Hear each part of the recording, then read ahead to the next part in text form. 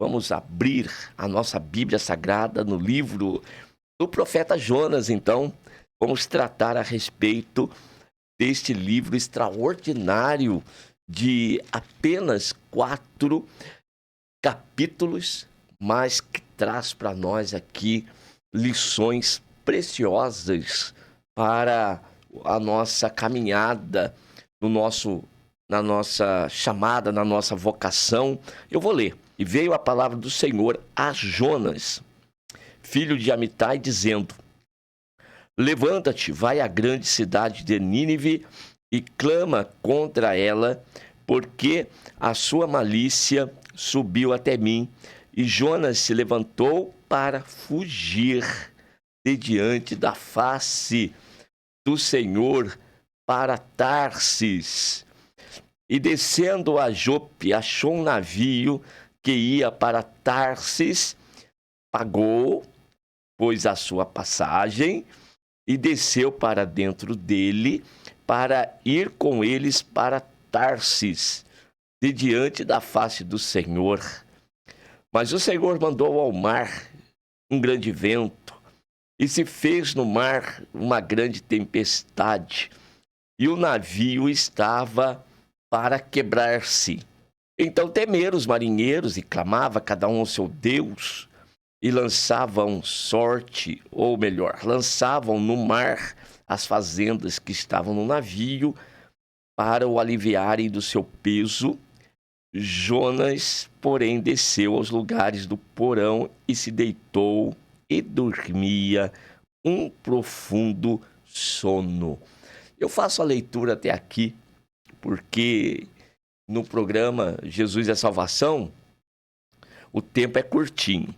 E eu quero, desta porção lida aqui, eu quero destacar com vocês, primeiro, é lógico, esta chamada, essa vocação, esta convocação de Deus. E todas as vezes que eu trago este assunto com vocês, tanto aqui no programa Jesus é Salvação, quanto nos ensinos presenciais, nos quais nós tratamos a respeito de vocação, da missão, do propósito de Deus com um homem, eu sempre destaco que o chamado de Deus, ele é irresistível. Quem tem um chamado de Deus, ele não tem opção de escolha. Deus, quando ele chama, ele não pergunta para você se você está disposto a ir, se você deseja, se você quer. Ele tem um projeto e ele desenhou esse projeto e ele vem e insere você no projeto. Agora, ele inseriu em que momento? Naquele exato momento em que aquela parte do projeto vai ser executada? Não. Você, desde que Deus está desenhando o projeto, você já faz parte dele. Pois é, se você não acredita desse ponto de vista, você precisa ler mais aos textos sagrados que tratam a respeito de homens que foram escolhidos pelo Senhor para fazer parte da obra. E no tocante a isso aí, um exemplo bem claro que você não vai ter dificuldade para entender, é só você ler a história de Moisés, desde o seu nascimento e o contexto em que Moisés ele nasceu. Pois é. Então, desde que você nasceu, Deus te inseriu. Jeremias, por exemplo, que a irmã Priscila trouxe aqui para nós como exemplo, vai dizer isto. O Senhor diz para ele: desde o ventre da tua mãe, eu te separei como profeta. E olha só, palavra contundente da parte de Deus.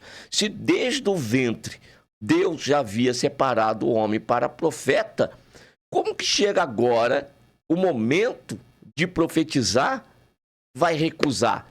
E Deus vai aceitar a recusa? Deus não aceita a recusa. O outro exemplo que nós temos, nós destacamos Moisés, de novo, quando ele agora recebe o chamado de Deus no Monte Horebe. E naquela ocasião, ele diz para Deus que ele não é eloquente. Depois ele diz para Deus que o povo não iria acreditar nele. E ele apresenta várias dificuldades, várias fraquezas da sua parte para não ir fazer aquela obra, mas para cada desculpa ou fraqueza que ele apresentava, Deus demonstrava e mostrava para ele o seu grande poder, mostrando para Moisés que ele, Deus o Todo-Poderoso, que o estava chamando, ele estava na frente, ele estava com ele nessa batalha, nessa guerra. Agora, vai chegar um momento em que Moisés diz para Deus: ah, Senhor, envia outro. Não envia mesmo, não. Envie outro em meu lugar. Aí o texto, lá do capítulo 3 de Êxodo, vai nos mostrar que Deus, então, se irou com Moisés. Bem, o que nós aprendemos com isso? Todas as nossas fraquezas, Deus ele vai nos suprir as necessidades com o seu poder. Agora, dizer para Deus que nós não vamos, você não tem essa escolha não, irmão. Vou falar até bem calminho para você que está me ouvindo nesta manhã, você que está assistindo o vídeo pelo YouTube, pode ter certeza, tem chamado, foi vocacionado pelo Senhor? Ah, de jeito nenhum. Deus não vai fazer nenhuma concessão. Ele te escolheu, ele te inscreveu, ele te alistou para a guerra, acabou. A melhor coisa que tem para fazer, sabe o que é? É se entregar. É dizer para Deus: estou aqui, envia-me a mim, e acabou. Então nós voltamos agora para Jonas. O que Jonas vai fazer? Quando Deus traz para ele a missão e diz para ele: você se levante agora e vai lá para Nínive e clama contra ela, porque a sua malícia subiu até mim. E Jonas, então, o que ele faz? Foge literalmente da face do Senhor para Tarsis. Será que o Deus que nós servimos é um Deus que está presente num local e não está no outro? Para onde é que nós podemos ir para fugir da face do Senhor Deus? Vou sugerir que você leia depois os Salmos de número 139. Aliás, nós podemos até abrir a Bíblia aqui nesse referido Salmos e destacar alguns pontos. Eu quero que você leia depois, com calma, porque o Salmo tem 24 versículos, mas em alguns nós podemos dizer, olhe para onde, verso 7 é a pergunta: para onde me irei do teu espírito? E para onde fugirei da tua face? Se eu subir ao céu, tu aí estás. Se eu fizer no Seol a minha cama, eis que tu ali estás também. Se tomar as asas da alva, se habitar nas extremidades do mar, até ali a tua mão me guiará e a tua destra me susterá. Se disser de certo que as trevas me encobrirão, então a noite ela será luz à roda de mim. Nem ainda as trevas me escondem de ti. Pois é, mas a noite resplandece como o dia, e as trevas e a luz são para ti a mesma coisa. Então eu tomo essa parte dos Salmos para mostrar e exemplificar para nós que não há como fugir da presença de Deus. Não tem como, o Senhor vai nos alcançar, o Senhor vai nos encontrar, Ele está nos acompanhando por onde quer que nós andemos. E Jonas tem a brilhante ideia de onde estava, e ele tem aqui que se ele vai para Tarsis, Deus não o encontra. Pois é, que ideia a do ser humano. E ele vai descer a Jope, achou um navio, pagou a passagem, e ele desce para dentro dele para ir para Tarsis, fugindo de diante da face do Senhor. Mas o Senhor mandou ao mar um grande vento e se fez no mar uma grande tempestade e o navio estava para quebrar-se. Eu quero aproveitar esse versículo aqui para apresentar para vocês também duas partes importantes do sermão quando nós estamos pregando. E eu vou dar esse exemplo aqui. Então permaneça aí e ouça o que eu tenho para te falar, tá bom? O primeiro ponto do sermão, que é um elemento indispensável, é nós explicarmos para aqueles que estão nos ouvindo a literalidade do texto. Então, aqui nesse texto, eu não tenho uma figura. Aqui nesse texto, eu não posso começar explicando por meio de uma interpretação alegórica de forma alguma. O que é a interpretação alegórica? É aquela que eu vou dizer que o que está acontecendo aqui não é real. Isso aqui é uma fábula e está tratando das dificuldades, dos problemas que o profeta estava enfrentando, como qualquer outro enfrentaria. Negativo, isso aqui não é uma alegoria. Isso aqui é real, isso aqui é verdadeiro. Aconteceu com o profeta. Então ele vai descer para o porão desse navio e o Senhor mandou ali naquele mar um grande vento e se fez no mar uma grande tempestade. Então aqui não tem que fazer nenhuma aplicação por enquanto. Aqui você precisa explicar. E isso vai acontecer com todos os textos que nós estamos tratando com ele, respeitando o texto que porventura for realmente uma parábola, for realmente uma fábula, porque tem na Bíblia também. Então você precisa identificar. E aqui não é fábula, aqui não é uma história. Não, aqui é uma realidade, que é fato. Esse homem está no fundo do porão, existe o vento, existe a tempestade, existe o maremoto. E que naquele momento, nesse grande mar da tempestade, o navio estava para quebrar-se. E os marinheiros começam a lançar fora todo o peso do navio. Todo o peso. E eu pergunto nesse momento para vocês, você que está ouvindo o programa Jesus a Salvação e ouvindo essa mensagem, por favor, preste atenção e participe comigo neste momento aqui. Aqueles marinheiros começaram a lançar fora todo o peso do navio. Com qual objetivo? De aliviar o navio a fim de que o navio não viesse a pique, não viesse a se quebrar e não afundasse. Então começaram a lançar toda a carga, todo o peso, tudo que é excesso de peso estava sendo lançado. E aí eu venho com a pergunta para você. Qual era o maior peso dentro daquele navio? Será que o maior peso e que estava fazendo com que aquele barco, aquele navio, ele viesse a pique, ele viesse a afundar, seria a carga que existia no navio? Qual era o maior peso? Participe aqui comigo no WhatsApp. E você que está assistindo pelo YouTube, aqui esse vídeo, depois de gravado, coloque no comentário para mim qual que é. Dá uma pausa no vídeo, tá bom? Depois eu vou conferir se você deu uma pausa no vídeo agora e você colocou no comentário. Se estiver no comentário, eu vou falar agora quem é o maior peso, mas eu quero que você participe. Eu quero que você esteja comigo aqui junto da mensagem. E você note aquilo que eu tenho para falar no finalzinho.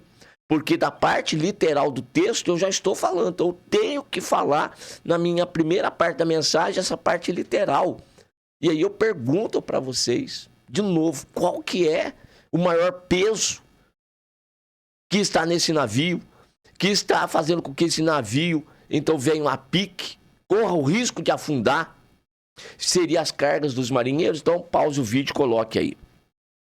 Ora, meus queridos irmãos, aqueles marinheiros estavam tão temerosos que começaram a clamar aos seus deuses e lançavam no mar as fazendas que estavam no navio para o aliviarem do peso. Jonas, porém, desceu aos lugares do porão, se deitou e dormia um profundo sono. Olha que situação, fugindo da face do Senhor, e Deus está à procura desse homem, está ali para alcançar esse homem. E agora olha o transtorno que está acontecendo ao redor. Pois bem, agora nós vamos entrar na outra parte do sermão, que é imprescindível. Então eu falei da literalidade do texto, agora eu vou fazer a aplicação do texto.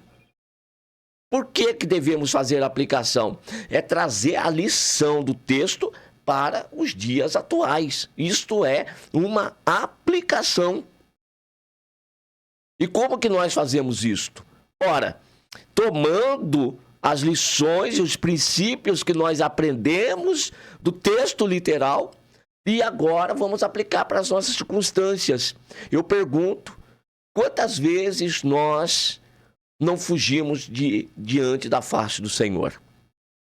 Quantas vezes nós, ao ouvir de Deus o que nós temos que fazer, nós colocamos a razão para funcionar e nós entendemos que esse trabalho não é para nós, não é para mim, e às vezes nós fugimos. Deixa eu confessar algo para ti aqui, nessa oportunidade. Eu já fugi de diante da face do Senhor, eu já fiz isso, eu tenho essa experiência, infelizmente. Não sei se eu falo infelizmente ou felizmente, porque o Senhor teve misericórdia de mim e eu estou aqui. Aprendi a lição, mas eu já fiz isto, de fugir, eu já tenho essa experiência também. E eu sei o quanto é dolorido, doloroso, ruim, tá bom? Você sair do projeto, você se desviar daquilo que Deus tem para você, não é desviar da igreja, não é ir embora e cair nesse mundo, não.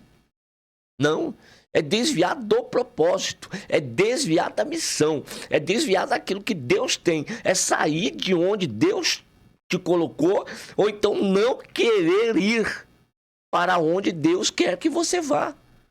Porque nós podemos estar num certo lugar e daqui a pouco Deus fale para nós, agora eu quero que você se levante, como disse para Jonas, se levante daqui, vá para ali, porque ali eu tenho uma obra com você. E daí a gente resiste. A gente está enraizado, a gente tem um contexto que nós criamos, nós nos enraizamos no lugar e nós resistimos a Deus. Pois é, Deus vai criar situações que vai nos colocar de volta na direção. Você pode ter certeza disso. Porque você e eu, nós podemos muitas das vezes tomar a rédea ou tomar aí o leme, ou seja lá, a direção, uma forma de controlar os nossos passos e a nossa vida, mas quem tem o verdadeiro controle é Deus. E Ele não vai perder. Então, por um dado momento, você vai indo para lá, vindo para cá, não se preocupe, Deus vai te colocar no centro da vontade dEle de novo. Vai ficar umas marcas aí, viu? Mas aí é problema de cada um de nós. Eu trago as marcas daquela minha desobediência ao propósito de Deus. Pois é. Aí a gente tem que assumir a responsabilidade de onde foi que nós erramos. Onde foi que nós não obedecemos a Deus quando o Senhor mandou ficar, ou então quando Deus mandou se levantar e ir para um lugar onde Ele tem uma obra para realizar. Então nós temos que ter essa intimidade com Deus. Agora, Jonas, quando ele fez isso, ele fez porque ele não tinha claridade naquilo que Deus está falando com ele? Pelo contrário, ele sabia muito bem onde Deus estava enviando. E ele também não tinha dúvida em relação à voz de Deus. Ele sabia que era Deus. Mas, conscientemente, ele quis fugir. E agora, nessa circunstância, a aplicação. Quando nós saímos do propósito de Deus, Deus vai enviar um vento. Agora eu estou fazendo aplicação, irmãos. Viu? Agora não é interpretação do texto, agora não é a explicação do texto, pois isto eu já fiz. Agora eu vou fazer a aplicação, vou aproveitar o texto e vou trazer uma lição para nós hoje. Então, quantas vezes nós saímos do propósito do Senhor e daí Deus envia um vento. E este vento aí já não é literal, como aconteceu aqui. Nós também não estamos no porão de um navio literal como estava Jonas. Eu estou fazendo uma aplicação para o dia a dia nosso. Porém, nós podemos estar num lugar escondido, dormindo tranquilo. Nós não estamos nem pensando mais. De repente eu esteja falando com alguém aqui que Deus já falou com ele em anos passados, que ele já até esqueceu. Você já esqueceu do chamado e nem quer mesmo lembrar, né? De repente você está aí, a mensagem do pastor está me fazendo lembrar do propósito de Deus. Pois é, vai ficar aborrecido comigo? está dormindo tranquilo, não está acontecendo nada, né? Não está acontecendo nada porque você não quer enxergar o que está acontecendo. Jonas estava dormindo tranquilo debaixo daquele porão, mas ele não queria nem saber o que estava acontecendo lá na popa. Por quê? Porque ele estava querendo fugir de Deus.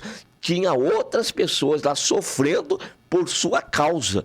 Enquanto ele estava dormindo tranquilo, pessoas estavam quase perecendo lá em cima. E ele estava bem tranquilão lá. E na nossa aplicação hoje, o que nós podemos dizer? Quantas vezes nós estamos tão tranquilos em relação àquilo que Deus tem para nós e estamos causando danos ao nosso redor? Para quem tem família, de repente pode causar até danos graves para a família e não está se preocupando com o chamado, com a vocação? Não, eu quero fazer a obra, Senhor, mas eu quero fazer do meu jeito. Não é do teu jeito, não. Pare com esse negócio, não é do teu jeito, sempre vai ser do jeito de Deus. Olha, custe o que custar, vai ser do jeito de Deus e Deus não vai se render. Quem tem que se render sou eu, você. Render-se ao chamado, ao propósito e à vontade dele. Não ele, a nossa vontade. Eu vou cantar, mas vou cantar quando eu quiser, onde eu quiser, do jeito que eu quiser. Eu vou pregar, mas vou pregar do jeito que eu quiser. Eu vou fazer a missão, mas eu quero fazer a missão desse jeito. Deus chamou para pregar, ele quer cantar. Deus chamou ele para cantar, ele quer pregar. Mas quanta resistência a Deus. Enquanto isso, o barco está de que jeito? E ele nem percebendo tá. Jonas, que é o causador, e aí o peso do navio é Jonas. Espero que você tenha colocado no WhatsApp, espero que você tenha colocado aqui no comentário para mim. O maior peso do navio é Jonas. E isso vai acontecer até que então ele venha se mostrar e dizer para aqueles homens que ele era o causador de toda aquela tribulação. Os homens o encontram e perguntam a ele quem era ele, tá certo?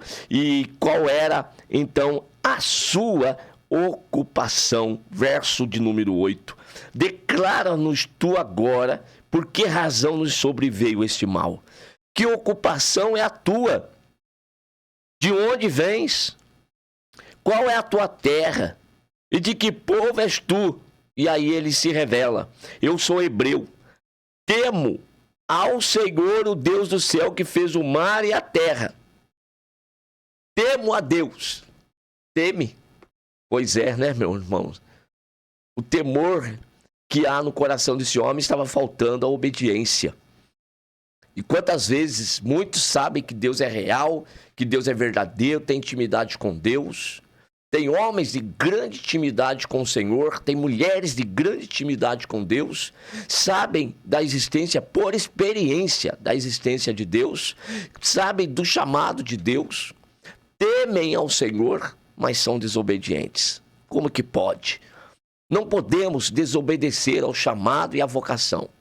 Porque se Deus nos desse essa opção, como eu disse, então nós poderíamos. Agora, Deus não dá opção. E agora Jonas vai ser lançado no mar.